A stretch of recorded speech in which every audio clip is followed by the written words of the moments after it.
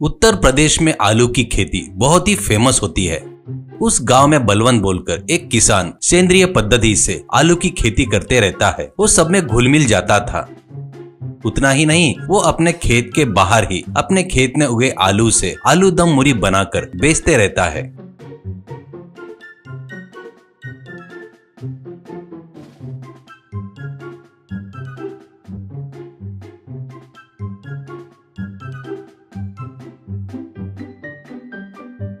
उसके लिए उस रोड पर जाने वाले हर एक व्यक्ति रुककर आलू दम मुरी को खाते रहते हैं।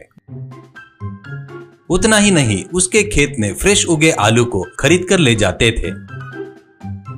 बलवंत के बुद्धिमानी की वजह से आजू बाजू वाले के खेत वाले किसान भी कुछ सलाह चाहिए होती तो बलवंत से ही पूछते रहते हैं। उतना ही नहीं, बलवंत अच्छा मजाकिया होने की वजह से किसान टाइम पास करने के लिए भी वहां पर आते थे। वो देखकर वहीं पे रहने वाला साथी किसान वीरू को ये पसंद नहीं आता।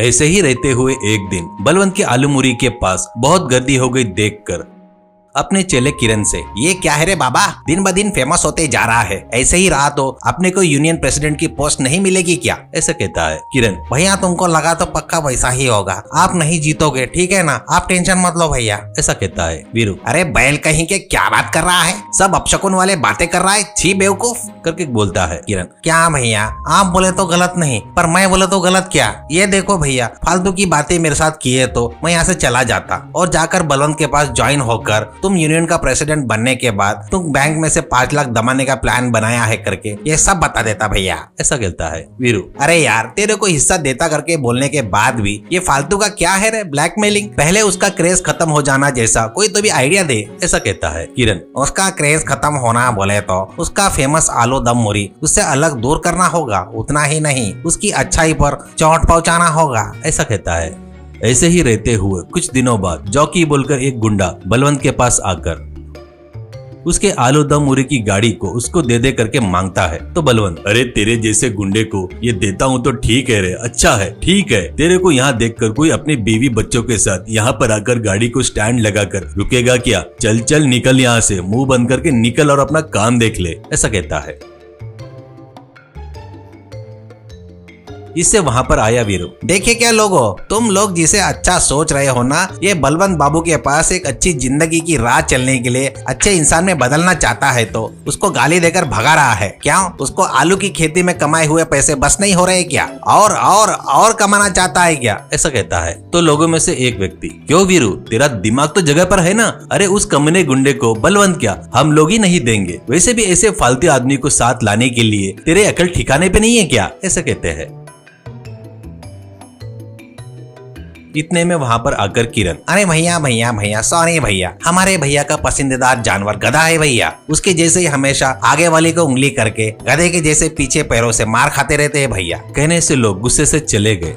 उसके बाद उसे बाजू में लाके वीरू से किरण, अरे भैया क्या भैया, दिमाग तो जगह पर है ना तुम्हारा, तुम ऐसे गुंडे को लेकर आए तो तुमको ही गाली देंगे, इसलिए लोगों को तुम्हारे ऊपर दया आने जैसा उसके जैसे इंसान को लाना होगा। वैसा कौन है बोले तो बलवंत के बचपन का दोस्त, भयंकर दुश्मन, और वो है धोखेबाज शाहू भैया। उसकी परिस्थिति बिल्कुल ठीक नहीं है, अभी उसको लाना पड़ेगा, उसको वो आलू दम मुरी नहीं देगा, लोगों की नजर में बड़ा बेवकूफ हो जाएगा, इससे तुम ही मार्केट यूनियन प्रेसिडेंट बन जाओगे भैया। ऐसा कहने से वीरू दूसरे दिन शाहू के घर जाकर शाहू को अर्जेंट में आलू दम मुरी के गाड़ी के पास लेकर आता है।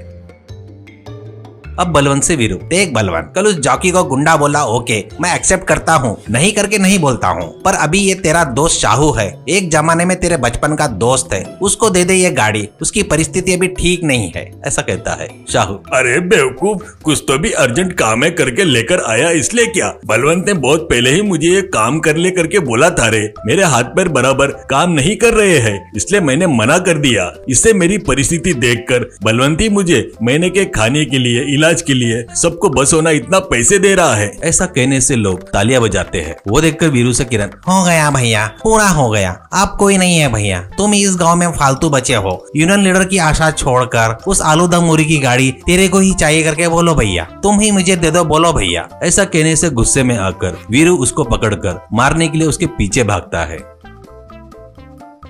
वो सब देख रहे लोग, सभी लोग हंसते हैं।